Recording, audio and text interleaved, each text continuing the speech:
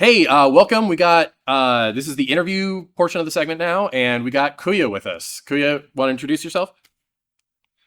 Hey, you know what it is? Kuya Quatro, aka Digital David, aka KQ, the videographer. Shout out to Stereoscope Massive. Shout out to Virtue Massive. Shout out my guy Byron over here for the connect. Sean, and of course Anthony with the camera skills to pay the bills. Feel me? 323 represent. Shout out to Portland. Northwest. Microphone check 1206. No, that's Seattle. Excuse me. But shout out Portland. Feel me? It's only 3 hours away. Hey, West, all day, LACA all day, every day. Feel me? Hey, we out here. Let's get it. All right, awesome. So we're just gonna this is gonna be a little bit more casual because I think uh there's a lot of stuff. This is like a deep culture thing that we're talking about today. We're talking about the culture of VR 180. We're talking about immersive video. We're talking about immersive storytelling in a way that we don't usually get into, but I think you're 100% qualified to help us out with. So I'm gonna start. I'm excited to have this conversation with you guys because there's like we mentioned earlier, there's far too much conversation when it comes to VR 180 content creators about the hardware, the how-to, and the technical. And while that is important, like nobody actually asks about like what makes a good VR 180 video. Exactly. Or here's the number one question you should be asking yourself. Why make this VR 180? Let me tell you a quick story, okay? Sure. I was gearing up to do my very first narrative short for VR 180. It was called Rideshare. I was really green, but I did enough shitty, terrible vlogs to kind of make myself think, oh, I think I'm ready for doing something even bigger. Dunning-Kruger effect, I believe that's the operative term. Yep. Correct. And I was I was talking with a homie about it at a bar, and then I was super schmizzed off of my fifth Hennessy. So I'm like, bro, it's cool. It's like we're gonna be VR, and you're gonna be able to see it. And then he just looked at me. It's like I'm stupid, right? And he's just like, bro, like you're trying to bring film to VR. Why not just make a film? It's a lot easier. And I'm like, oh shit, he got he got like, oh bro, why you got me? But why do we do VR? We use VR because it brings you to another reality, right? VR.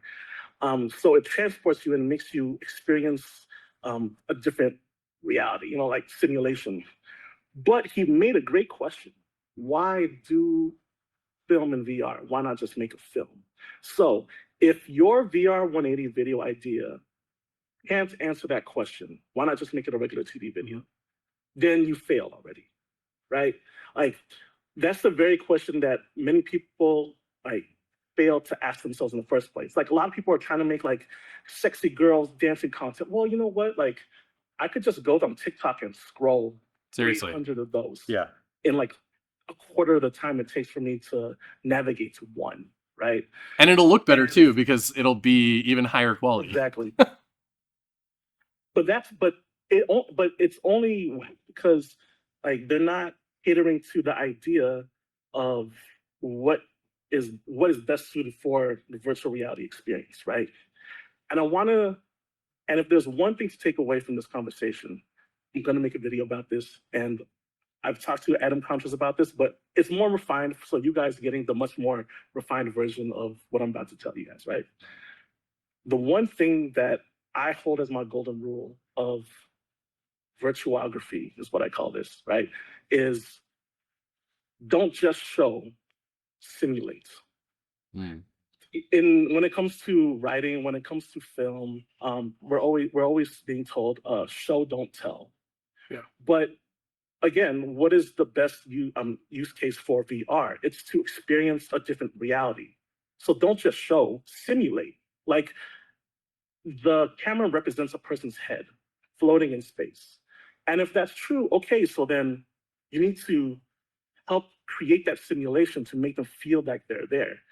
Any form of camera operation or people acting at the camera badly will break the simulation. And suddenly it's like, well, why did I put on a VR headset, right? To make the simulation with a video camera is rather difficult because you don't have all the offerings of a typical VR experience that you can program, like 6DoF or controls. Really, the only form of interaction you have is your head. So there are many things, pillars I call. There are a lot of pillars that uphold this idea of show, don't simulate, which I would love to just rant about for like 3 hours. But let me toss it back to you guys because I feel like I've already just gone straight into the deep end. Yeah, I mean, you started at the conceptual apex, pretty much. But also uh, literally I've been step waiting one. to talk about this. I've scripted this so much, and I'm been waiting to talk about like something other than technicality. so you And mentioned I'm glad something, that you and guys- uh, I think it's really interesting because I think we have differing viewpoints on it. Or at least I know that I do, and I think Anthony has a little bit of a similar perspective as me. Okay. So I don't think that you necessarily need to have the VR camera represent a person or a subjective view. Correct. I think it can happen, and it absolutely, like, that is definitely something that people go to. I think it's a little bit more nuanced than that. I think it's It is. objective viewer is a little bit easier because when you think about like a camera in a flat production, nobody's thinking about what that camera is, unless it's specific, like that shot in Maniac or at the beginning of Halloween where the camera's POV is literally Michael So- Myers. Though the only place I'll push back a little bit there is we don't think about it because we've been watching it. Like the language is so native. it's to us, melted into our brain. you don't think about it. So only if it's an extreme case where it's POV or like a Snorri cam or something like that do you really think about it. But any actual like reverse shot, like reverse shot, is basically a POV. Like if somebody's looking over there and then you show them looking over there, like that is technically like putting you in their eyes for a second, right? Yeah. It's so common. Right. The that Kuleshov effect. Right, Yeah. that we just don't even think about it, right? Yeah. So it's like it's kind of yes Like, and no. Anthony, I wanna build on top of that. And to your point, Mr. Byron, when I say the camera is a person, I don't necessarily mean a person within the scene. The participants. Sure. Yeah. What I mean is the camera is a person as in the viewer, Somebody's watching it. right? Yeah. Somebody is watching it, and the way it is viewed is as if it's a person's head. Yeah. So, for example, if someone tries to, all right, so there's my microphone, right? Traditionally, if I'm doing a scene out and like, oh, let's get a tight shot of his lips on the microphone, like here's your little like on 16:9, and it's like really tight on like right here, right? Yeah. But what does that mean when you try to do a tight shot with an immersive video camera? Like if you try to do it the same way you would do with like a 2D camera, you would bring the camera close, but the camera represents a person viewing. So that means that if I'm viewing, like that means that the camera's at my eye, which is stupid, right? Yeah. Like that's what I mean by the camera is a person. And we have to like the camera is a viewer. Maybe that's the better Sure. way of And you have to have expressing you have to have design decisions that reflect that, because if you start making a video and you're not thinking about the viewer, you're going to have a really, really bad time when nobody wants to think about watch this this. video. Right. If the camera's low, then like I personally feel like it's as if my body melted through the floor, and then it suddenly highlights that I'm not really in this world. I'm actually just a camera. Like someone just has the camera low. Yeah. But if the camera is at like a crouching height, then my brain can fill in the gaps to think, okay, I'm in this world and I'm crouching, or I'm in this world and I'm sitting. I'm in this world and I'm standing. I can understand those things. If the camera goes higher than that, then it's like, oh, I'm on a crane. I'm a camera on a jib. I'm a camera on a crane. I'm a camera on a stick. Yeah. And suddenly that breaks the immersion, that breaks the simulation. And then you go back to say like, well, then what was the point? Just doing the 2D. Like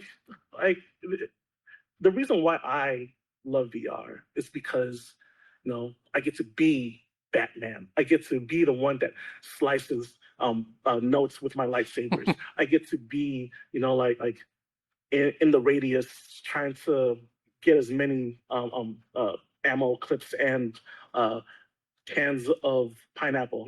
I'm trying to survive in the radius. So I'm in thrill of the fight, and I'm whooping on NPC Anthony Jeselnik.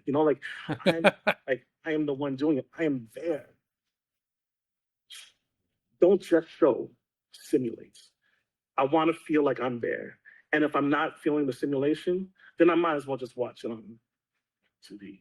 Yeah. Yeah. I mean, I think I actually think we completely agree on this. It's just it's I think it's literally just like a little bit of a whose terminology means what, Sure, like we're still in this like new thing. Because I think we agree on that. Like the main thing is being aware of what you're subjecting the viewer to, and that it's not 2D, right? Like I've seen tons of 3D content where they're on a gimbal and they're moving in and they're moving out and they're moving in and they're like, whoa, oh man, like there's just no way, and like they're just shooting it like it was 2D because that's what people do. They're not considering the format, and so it is about like perspective. I don't know. We got to figure out some kind of like overarching term that we can all agree on to communicate in the same way. I think you need to like think about how this language is brand new, and that there are other forms like the novel, right? Suspension of disbelief, which is a fictional device designed to get us to buy in. Because back then it's like I have a book, right? The early novels weren't actually like fiction. Most early novels in print were like instructional, almost like technical manuals, like you are reading a book about how to like the Farmer's Almanac, right? But then when like literacy became a thing, everybody starts reading. It's like let's change it up. Like let's go one more. Let's, like he said, show, don't tell, or show, simulate. You're in a book. You're reading. You're reading, but it's not about like you've got the theater of the mind in that way. Yeah, it's not just about how many birds, like or ducks you're raising. It's like how many. What is the relationship? Animal Farm, So Kuya, I'm curious. Tell us about this music video, because Okay, before I do that, I just want to build on top of what Sean just said. Go ahead. Okay. Thank you. Sean, you made a great point about the language is still forming, and I also want to point out that I think that there are ideal ways a story is told. Like not everything should be an immersive video. Not everything should be a comic book. Not everything should be a movie. Not everything should be a TV series. There is ideal ways to tell a story, and those ideas can be adapted, but I do feel like, like there still is an ideal way. Like, oh, this was like, sometimes you often hear like, oh, this should have been a series, or this should have been a movie, or oh, another bad anime adaptation. Why? So for these reasons, like, I know I sound pretty cringe when I try to make fetch happen when I say I like to refer to VR 180 videos as virtues. And I like to explain what I do as a virtuography, because I want people to understand that this is a completely different art form it's similar, but it's very different from traditional filmmaking, much like how oil painting and graffiti are still technically paints, but on one side, you have a couple of days for the paint to dry so you can still mix in colors. And the other side, you might get shot or arrested. So very different styles, but still technically paints, right? And what we do, like building the simulation versus showing and maintaining the suspension of disbelief. There is still suspension of disbelief. That's what you're trying to do with maintaining the simulation. But the paradigm and the actions and activities that you do, like, is like a bit different. And all this is pretty much what I try to practice in my music virtue, Freaky Friday. Shout out Vida. I tied it back in. Yeah. So skillful. a little backstory. Thank you. A little backstory to it is that when I first got my first one of my first headsets, right? Like my first headset was the HP Reverb G2, and I started like the only way to watch the music or to watch YouTube videos was to rip. So just ripping out the videos and like, oh yeah, someone's had to have figured it out, right? Like someone like this has been going on since like 2016. Someone has to have figured it out. And to my surprise, like there like I'm sorry, but like 95% of music videos, VR 180 music videos are trash, bro. They're God. But you know, you have to appreciate the ingenuity because right now we're still in the phase at like throwing out whatever the wall sticks. But there was one music virtue that I saw that like, oh, they really figured it out. It's this 2016 music virtue by this kid, Matt Sato. And the music video was called Me For You, Me For, and then the letter U. Hmm. I don't know who the team was or whatever, but they got so much right. Like always at head height. Like the camera moves with the character. The frame never gets stale. As they move throughout the house, like there's always something happening, always something to engage your eye and lead your eye so that you don't experience cyber sickness or VIMS or whatever you want to call it. And I was like, oh, wow, that was really inspiring to me that like somebody figured it out. And when I got into VR 180 video creation, I said, okay, a music virtue, that's gonna be one of my goals. I have a couple of goals on my list. And you know, like a narrative short, I want to do a spec commercial, I want to do like something dangerous, you know. But a music virtue is like definitely like that was really big up on my list, and I knew that like if I make one of those well, then like okay, I'm there. So fast forward a couple of years where like I'm just doing a lot of shitty VR vlogs with my Views XR, really just trying to figure out like what makes good composition, like how do you edit, how do you put text into the V space using disparity changes. And then I made like a short film called Rideshare, where I still haven't connected all the dots yet. I was getting there. And then I started figuring it out. And then I came across this book called Hyper Reality. I heard about it on the Voices of VR podcast. Shout out Kip By. And it's by Curtis Hickman. This is a book about Curtis Hickman. He made his team made all these location-based VR experiences. He did Ghostbusters, he did Marvel, he did Star Wars, and it's about all the design philosophies that he figured out along the way. He borrowed some ideas from like Imagineers and like psychology, and then he applied it to VR. And there are a lot of things that he figured out that like that also like kind of like went in line with what I was trying to do. It's like, oh, he figured out that part out as well. Oh, he figured this part out as well. But he was so much better at articulating it because Sure. some of those things, which I'm about to share with you guys, don't just show simulate. That was one of them. Camera's the person. That was another one.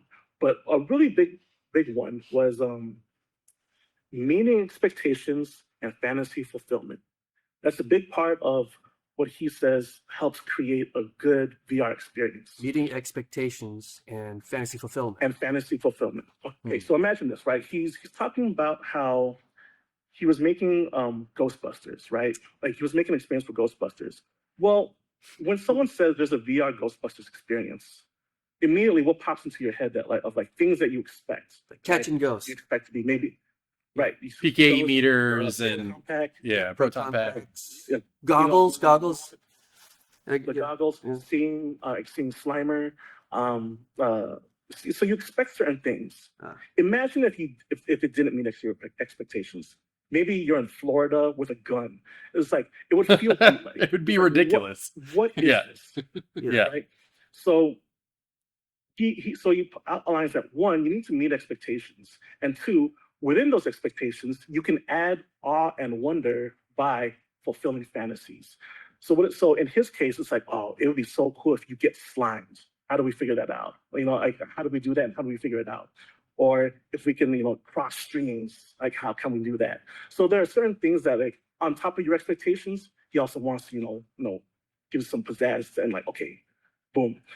And after reading that bit of info of like many expectations and fantasy fulfillment, like that kind of gave me a great groundwork of, okay, how do I want to do this music video, right? Like, what are expectations that I want to meet, and what are fantasies that I can fulfill? So the idea is that like, my friend V dot or V, she, pretty girl, we in LA, and she's taking you for a ride around town. So I had to ask a lot of friends, like, okay, especially transplant friends, like, when you first moved to LA, or when you first came to LA, like, what are things that you expected about this place, right?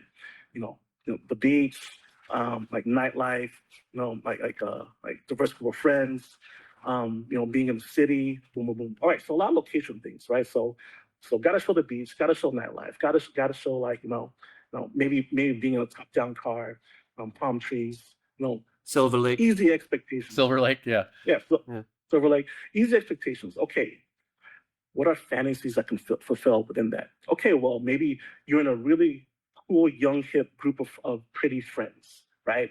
Or when you're at the club, when you're at the bar, like they're all dancing along with you, and maybe you've never done that, or she's really into you, or just like you're teleporting around like magically. There's no traffic. You don't have to search for parking. Well, it's like amazing fantasies, right? And that two-piece combo, it was kind of like my North Star of how do I want to present this idea? How do I give you an experience? How do I, create a simulation that's still like that gives you an idea of like, okay, I'm here, but at the same time, like we're still like, magically teleporting, but Hyper reality. Simulate. within the context, Yeah. which within the context of the music video. So within that context, it's like, it's okay if we hop around and we're teleporting here and there. It's okay.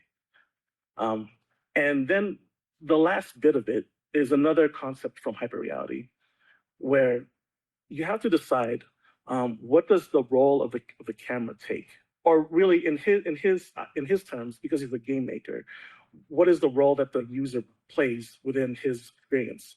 He outlines four roles that a player can take, right? And it's all about varying degrees of agency. At the very bottom, you have the witness.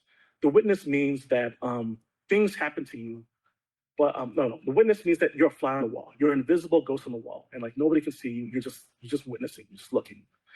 The second one is victim. Victim means that things are happening to you. People are saying things at you, but you can't do anything about it.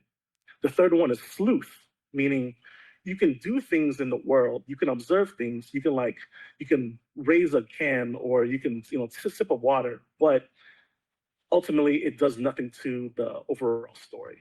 And the last role is the killer, meaning you can do things and it will change the story.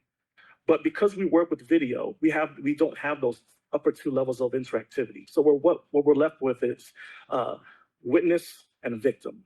You can fake sleuth. You can fake it. Like you can be all like, hey, what's your favorite color? And then you just pause. And then like, oh, really? That's stupid. Why would you say that? And I would say that you could kind of fake. that's even worse, honestly. Like, Yeah. But this is also like it reminds me of like a murder mystery, or like you go to like a mystery dinner. What is mystery dinner? Like an escape room, Yeah. Or you go to like a dinner theater, and it's set up to be like you're a guest, and in a fancy restaurant, and someone just died. And someone is a sleuth, someone's the witness, some people don't have to interact at all. You just be a passive, neutral observer, but everyone's participating. Everyone has a role. It's fascinating because like you could be and determining how you want that story to be told, like you gotta go ahead and pick like for example, being a witness. There's still value in being a witness, being fly on the wall, right? Like in sporting events, like when you're recording two dudes boxing in the ring, yeah, that's great. You don't want to, you might not. It'd be very difficult to film victim, but recording witness as a person who's ringside, that gets like a very up close view of like two dudes going at it. Awesome, right? So very good for live events, like a witness. But what I wanted was victim, because I wanted to, that was the way that I could see fulfilling fantasy, easiest way to fulfill fantasy, by making you feel like you're part of this group, that this girl is really into you, that these are your friends, and you're all like, partying together, having a good time together. And yeah, that was the idea behind the music video Freaky Friday. It's something I've had in my head for a long time. And I was just probably the longest part of the entire production was simply finding an artist that I can do the video with, because I absolutely believe that. I absolutely believe Yeah. that. Not every song fits the format. I got so many folks that like do music, but then there's so many folks of those whose music I like. And then so many folks of those who like, okay, like we could do something with a immersive video, and then even less of, okay, but who's available? Yeah. And all that led me to V. Thank you so much. But yeah, that all of it was done out of my own pocket, like a budget of $0. Like I was like, all Oof. right, like I work a 9 to 5, and it's like I just wanted to get this passion project off, because my baby daughter was about to be born in a few months. So I'm like, okay, I won't have time after her, so I gotta get it out. I gotta get it out. So that was like kind of the driving force for me to execute. And I think, as a proof of concept of all these things I've told you about, don't just show, simulate, witness victims through a killer, meeting expectations and fantasy fulfillment. The camera is a person, or really the camera is a viewer. And one more concept to give you guys: acting with the camera. Okay, so what I mean by that is, imagine that like you're taking like a selfie video, right? I don't know how I don't know if you guys do this, but like when I was when I was a lot younger, I'd be like on Snap or on the gram, and I'd be like, hey, you know what it is? We out here, hey, cheers, boom. And like I'd be toasting the toast the camera, right? But if you toast the camera like to an immersive video, what does that mean? You're toasting the eyes, Yeah. right? It doesn't make sense. So when I was filming, I had to direct the actresses like what it means to act towards as if it's a person, right? So for example, in the very beginning, when they say hi, right? When I'm like 5 feet away from you, like when I typically if I'm shooting a video, say, hey yo, I say hi to the camera, you're like, hey, what's up? But you wouldn't do that to a person who's only 5 feet away from you. You want to have this big gesture. It's a lot smaller, right? Suddenly the gesture is, oh, hey, what's up? Mm-hmm. And that's exactly why the girls said like, oh, hey. And then like, and Nami, she's like, it's just like a head nod, right? Or, yeah, that's kind of cool, right? Like a lot smaller movements that are more intimate, and acting with the camera to help, again, maintain the simulation. Yeah, when she pulled out the joint, I was like, this feels like I kind of want to. I'm the victim here. I was smoked. Yes. But yeah, but now that's actually an opportunity for me to act like So how long was the shoot? 2 days. 2 days. 2 days. Wow. Yes, sir. You really Because knocked there's that one. Again, I work a 9 to 5. Yeah. I work a 9 to 5. So it's like, okay, I'm gonna call in sick on a Friday. I'm gonna call in sick Friday and get all the interior shots done. And then Saturday was all the car shots where we're just driving around. I rented a car off of a Toro. I think that's what the app is called. Oh yeah. Okay, the car shot. Yeah. I did a lot of. I shot with the CAF. Oh, the CAF okay. camera. We were actually Gen 1. So Gen did you 1 shoot CAF the? VR. Did you shoot? Okay. So what did you shoot the whole video with? That's it. That's it. The calf. Everything. Okay. Yeah. Cool. This CAF. That's a lot better quality than you managed to eke some pretty good quality out of that. Yes. Yeah, there was a Yes. real consistency. There's Just one figured a camera lot of things consistently. out. And what I figured out is that the auto settings are shit. Oh, Yeah, for Oh, sure. it's typical. Did you go like a custom firmware or something?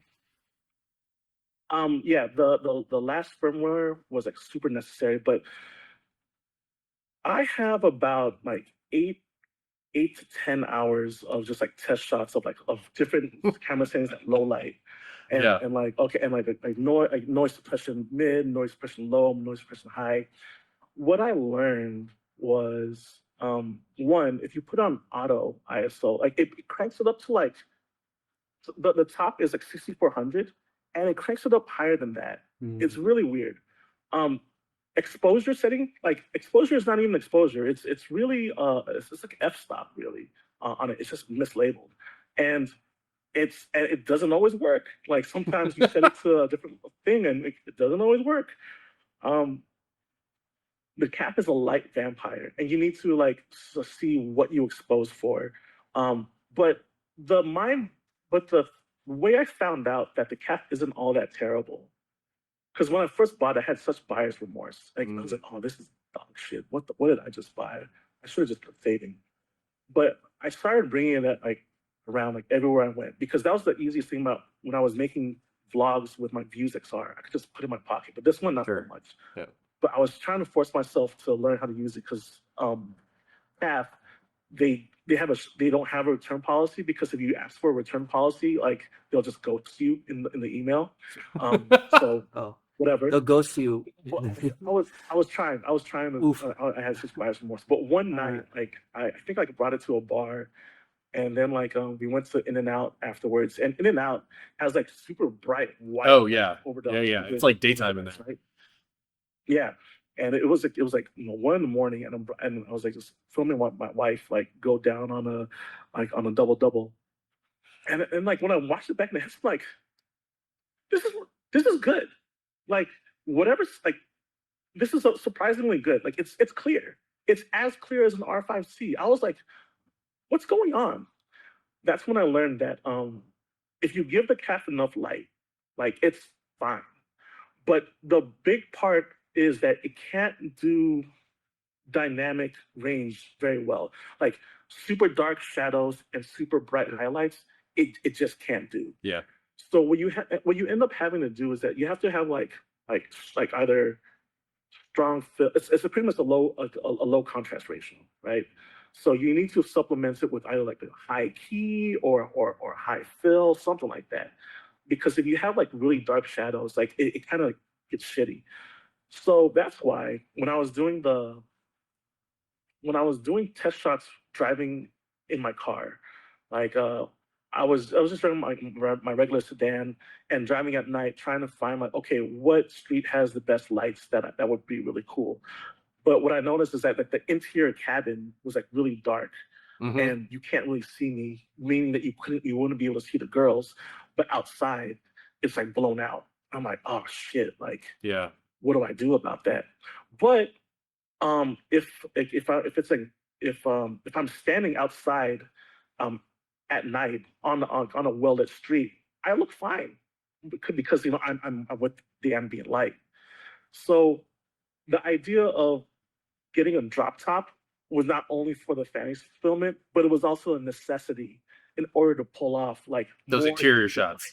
Yeah. That's Well, why. So you didn't blow out from Yeah. outside. Which I could Exactly. I knew as soon as I watched, I was like, genius idea to just use a Jeep so you don't even have to worry about. Because we've done a couple test shots with interiors, and it always is that inside is dark and anything outside is just white because you can't see anything because it's all blown out. Because there's too much And contrast. it's stereoscopic, so good luck, like color grading that in post. Like yeah. even if you're the top tier color grade, it's double the pain. And I'm like, I can't color grade. Like, I'm not even like a videographer by trade. Like I'm an art director in entertainment advertising. I was gonna ask. I was So- like, do you have a history in film? Did you go to film school or? Yes. No, so here's the thing. Like I've done like YouTube videos since I was like over a decade now. Like just on and off. Just like I was just raised with YouTube, and I learned a lot of like video shit off of YouTube. But what I do have is that, like, because I'm an art director and I work with, like, advertising, and I work with, video, and a lot of graphic design and Photoshop and motion design, it's like I have video experience through that.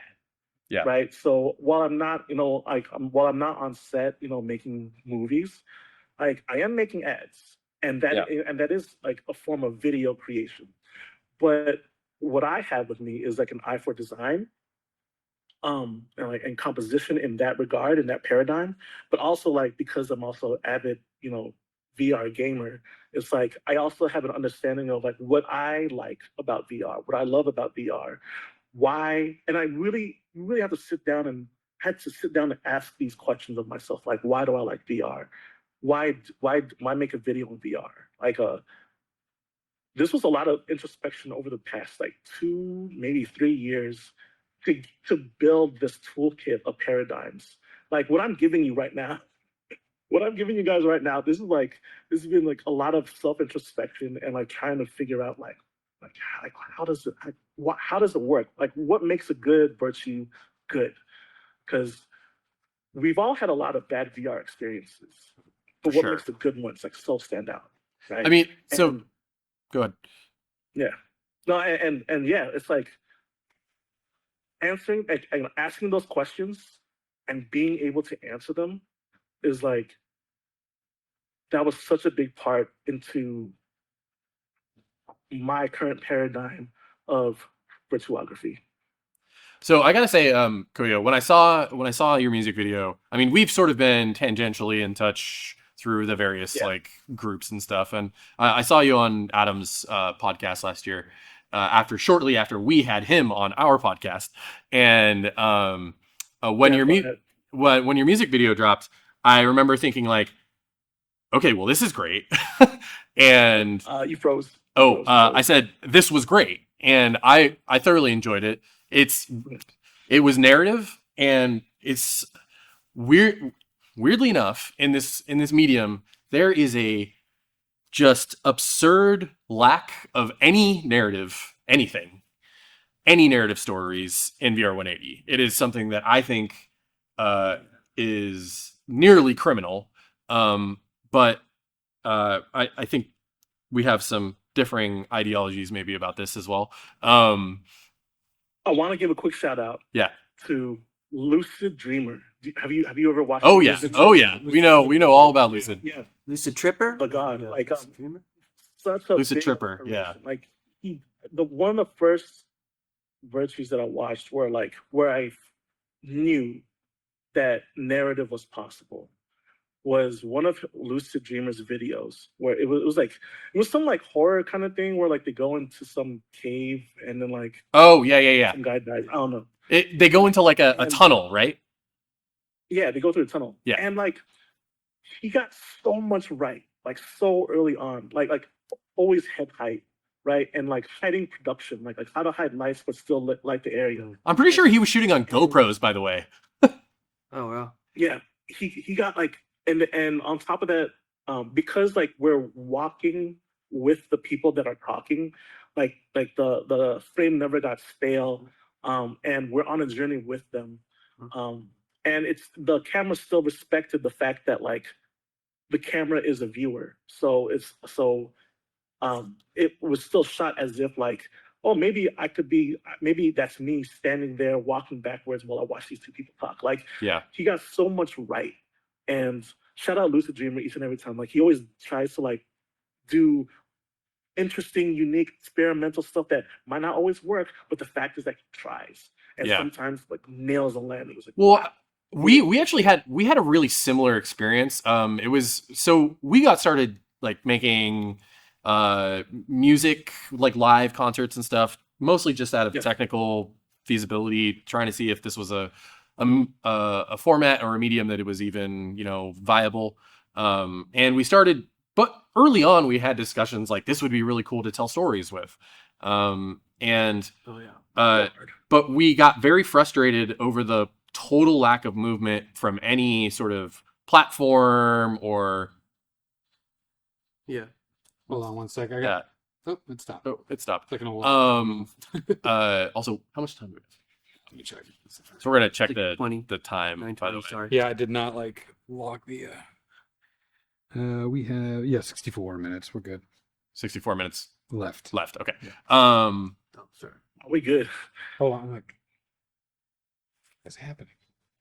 One sec. Let me just. We're getting beeping in the studio. Yeah. No, I feel like you know what? Like my first VR experience of the current generation was Dear Angelica. You ever watch that? Dear Angelica. Wait, what is it? Dear Angelica. You ever watch? It's just like a 360 animation of like just there's a person talking about a story, and then it's just like illustrations being rendered in real time in front of you. Oh You ever no, I watch that? haven't seen it. It's on the official MetaQuest YouTube. Oh, it's sort of like a quill type of thing, right? Mhm. Yes, exactly. Okay, yeah. I think I watched That was it that was 5 or 6 years that ago. was my first one, like my first ever like VR current gen VR experience, and like I was so blown away by that, and I knew that like narrative is possible in VR. Dear Angelica. The next one was Battle Scar. You ever watched Battle Scar? Girls Invented Punk. That one is awesome. I haven't Like seen you that have, one. it's No. an app that you have to buy. But Oh, okay. please check it out. Battle Scar, Girls Invented Punk. It's voiced by oh God, what's her name? I forget. But anyways, um, it's an animation about like these girls going through the punk scene in New York in like the 1980s, and Oh, yeah. it can easily be a 3 DOF experience, It was by but Atlas 5. it's a whole 6 DOF thing, and that further cemented in my mind that like if this could easily be translated to 3 DOF, then for sure like the VR 180 has to be a viable medium for storytelling. There's people who have tried, like PETA, like the animal rights group. Oh, They yeah. did that they did that abduction video, and there were things that like okay, I see where they're going with this, and there's just like like little like style things that like that kind of broke the simulation for me. But overall, it's like the idea was there. Like I agree with you that Mr. Byron, that there's not enough narrative, but it's because narrative is really hard. It's really, really Narrative is hard. really Yeah. hard. Dialogue is really difficult. So imagine this is something that like I like to talk about with other like people on the VR 180 subreddit. Shout out to VR 180 Film. Shout out to my guy Spinning Blade co-moderator. That like a lot of people in the subreddit being like, oh, they should make whole movies in VR 180. Oof. I'm like, shit. Like, Yeah. try to imagine like you ever watch The Social Network? Yeah. Okay. Favorite. Absolute Imagine that first bar scene where Mark Zuckerberg and the girl are having like an argument in a busy bar. Imagine that VR 180, right? It's like 2 people just talking for like 15 minutes straight. Yeah, why? Like that way, it wouldn't necessarily translate. It's like it's very difficult to do. Like, Well, and also in that sequence Hands on. specifically, Yeah.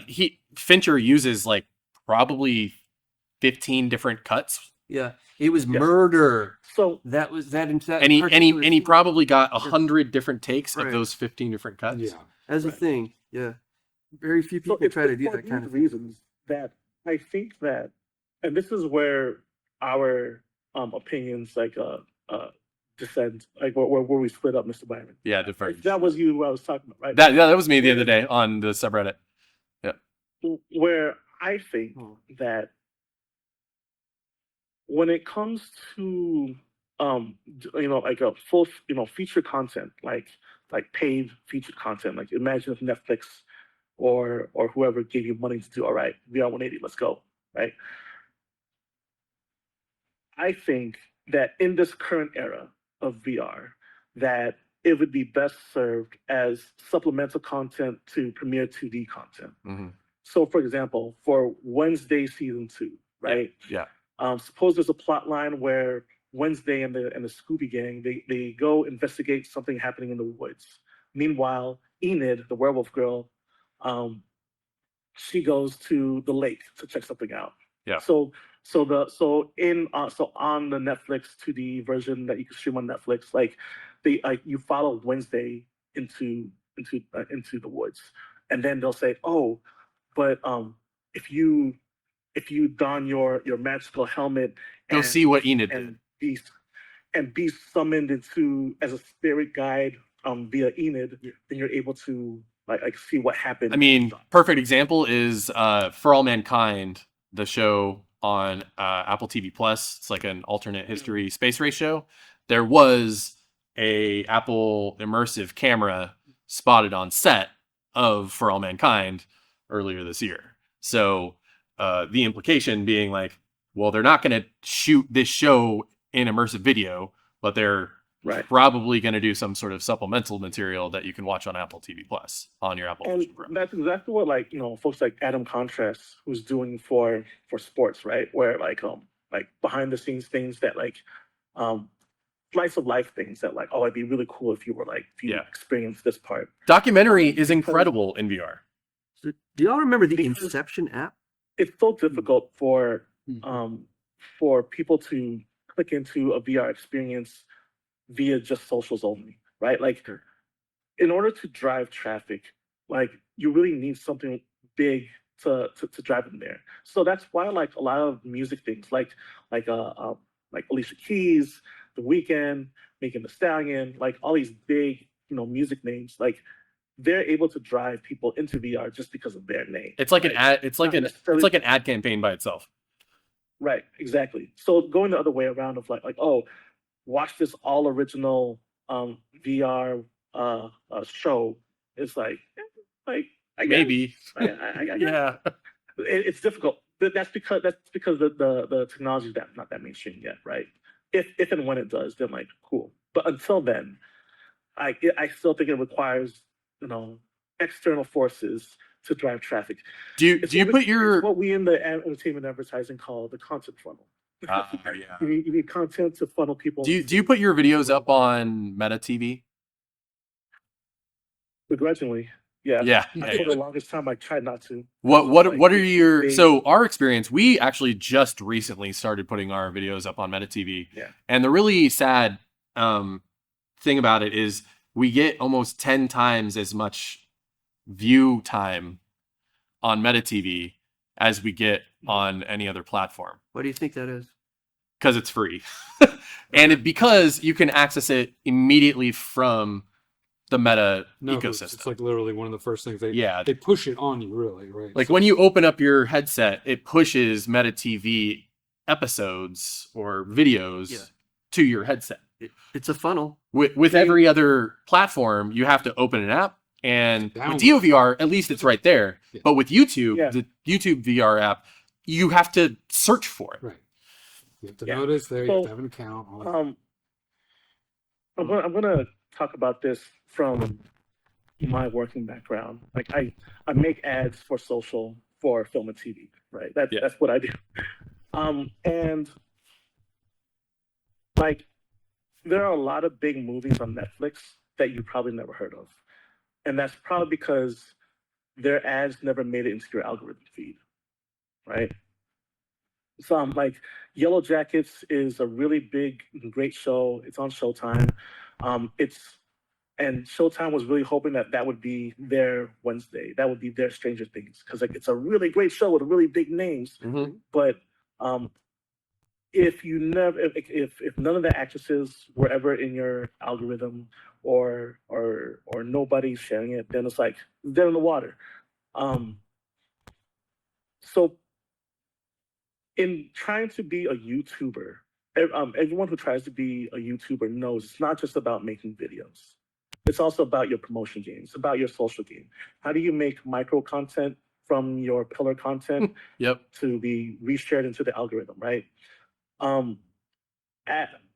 As a virtuographer, as virtual community, we're playing the game on hard mode because our videos are not served so much in the algorithm only because the amounts of VR device access to YouTube is like infinitesimally small compared to the amounts of access through mobile, through the Yeah. or even desktop. So they have a lot less incentive to drive to VR 180. However, you can combat this by supplementing with 2D content. So there's a lot of VR creators on YouTube that make 2D videos, but it's about VR. You know, you think about Thrill, you think about Fia, you think about Sally It's Bradley, all those guys. Like, they all have made very viral, very big, videos about VR, and that means that there's an interest in VR content. It's just, um, it has to serve, it has to fit the watch patterns and the devices that these people like to view on, which is 2D. So, in order to help push your own VR 180, part of the idea is not only amplifying it on social, but to also create additional 2D flat content, specifically like a making of or how or like what lessons did you learn from this particular VR 180 production, shit like that, BTS shit. Yeah. And I say all that to say, when you ask about meta, I don't particularly like it because I don't like how it limits accessibility to only meta quests. Like I don't like that. I started out as a PC VR player, and the only reason why I'm not anymore is because my headset died. But if it didn't, I'd still be PC VR gang all day. I believe in access. I believe in accessibility, and Meta TV goes against all that. DOVR, for all their flaws, does provide access to anyone and everyone so long as the engineers can figure shit out. They're trying to get Apple TV to work on WebXR through their platform. Pico's kind of wonky, but they're trying. All PCVR headsets can do it. All Quest headsets can use it. So for that reason, I tend to champion DOVR despite me kind of being at odds with their direction and leadership. All my videos on DLVR will always be free because, again, I always believe in accessibility. Their idea of having a subscription paywall, I think is the cart leading the horse, because Yep. how do you expect to have an audience when all your good videos are behind a paywall and all the free ones are whack? It's like, Yeah. and it's so, and the same thing with MetaQuest, where like, how do you swim through that ocean of videos when the UI is so shit at it? The UI is so It's awful. so bad. The Meta can't believe TV that, like, platform you- is an afterthought and an embarrassment, really. It's so bad. And then like you look at what Apple's do, right? It's like only premiere content, or it's essentially Apple TV but on a headset. Yeah. Only premiere content, and it's like, okay, well, cool, but I'm about accessibility. Yeah. I don't care about people who could afford a 5K headset and others can't. Yeah. I don't care. It's the Which epitome is of why exclusionary. I stick with DLVR and YouTube VR You know, because they're accessible. we share your opinion for the most part. DOVR it's definitely got issues, but I like that it's platform agnostic, and I do think that immersive video needs a specific platform that people are watching your videos immersively. A Netflix, for lack of a better word. Yeah. Yeah, and I say all that to say that the reason why I champion accessibility so much is because, again, we have zero viral VR videos, none that exist, right? And how do you expect for an audience to grow, like when there aren't any, there's nothing to grow from. Like we have to continue to create and experiment, and we're not going to get anywhere when we're locked behind platform walls and paywalls. Like it's just not going to happen. Which is why, again, I need to champion like these freer, platform agnostic things, because that's the only way people can see it. We also have to be comfortable with the fact that that like we're not gonna make it, but the generation like next, next in line will, because there's a very real problem with the current community of virtuographers, and the fact is that we're all old. Yeah. We're all like, we all have the expendable income. We're all a bunch of nerds with VR headsets, and we have like somehow the free time and the skill set to film and edit and view in VR. Like a lot of these things take a long time to develop, these skill sets, because the technology is rather prohibitive for newcomers. So like it's difficult to bring newcomers. And when you look at platforms that have scaled the most, when you look at TikTok, when you look at YouTube, when you look at Instagram, it all started because of young creators, running wild and doing whatever they do. And it concerns me that that virtuography is so cost prohibitive and so time intensive that all of us who are older, we don't have access to like youth culture and as much. So, hello, fellow kids. We don't have access to, we essentially don't have access to cool shit, is what I'm trying to say. Like, I'm losing my grip. I'm starting to age out. Like I'm almost there. Like, Same. I could still go to the club, but they're gonna be like, who's this guy in the club with a fucking like brick camera? And I'll get looks. But I can still go in the rave. But at the same time, like I have a baby now, so night ends for me at like 10 p.m. And it's like, I can try.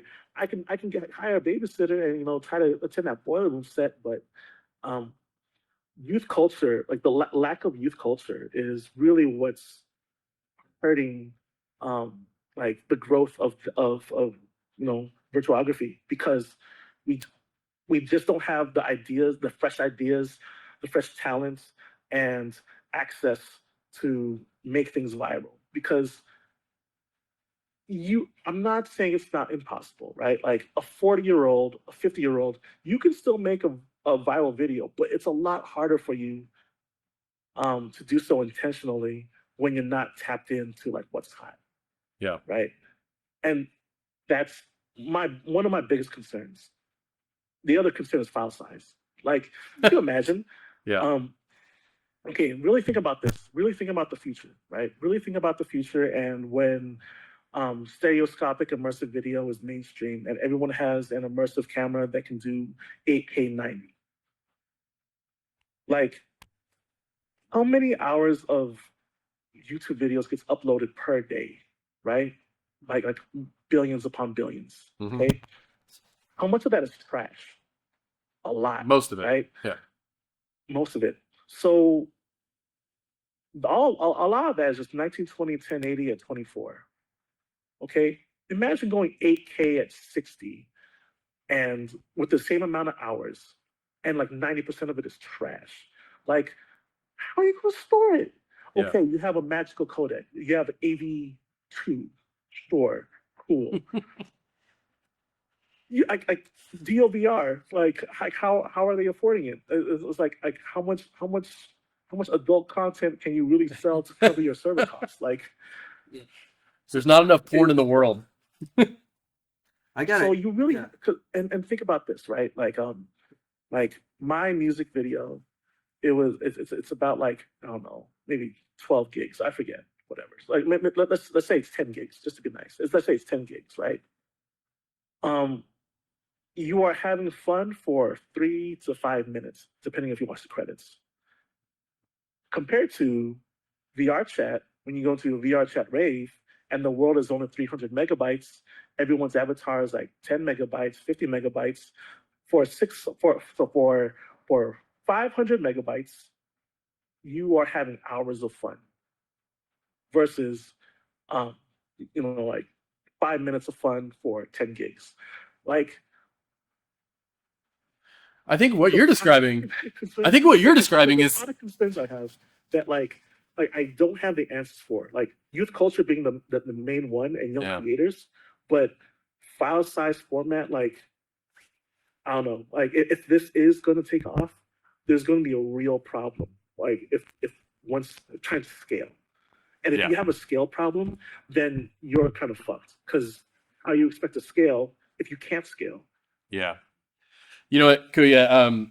I think we have a lot of the same concerns. I think the death of long form media in general is part of this conversation. But we do have to wrap up the interview segment. Is anybody got any questions before we go? Yeah, I feel like we've covered.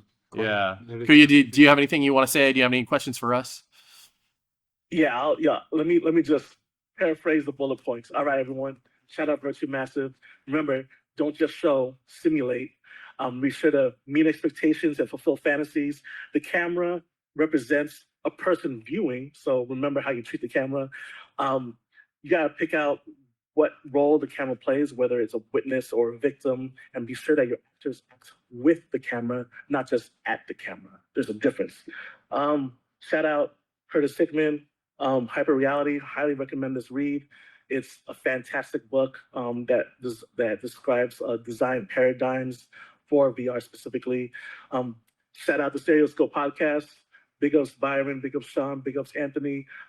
Shout out Matt Sato, Me For You. Check that music video out. It's like one of my first inspirations. Shout out Adam Contrast, Crown McClarty, Spinning Blade, RVR 180 Films. If you want to discuss VR 180 hardware, be sure to check us out on subreddit at RVR 180 Films. Shout out Monstrack TV. That guy has really awesome music capture, like music event capture. Habibi Wang, he just got dude from Hong Kong who just got this like really interesting, short film. Lucid Dreamer, big ups always, and yeah, till the next one, stay immersed. Cool. Kuya Quatro. You can get me at on my socials at Kuya Quatro. Thank you so much, Kuya. It was great having you on the podcast, and I'm sure we'll interact a ton in the future. Yes, Maybe sir. on the sub. Yeah.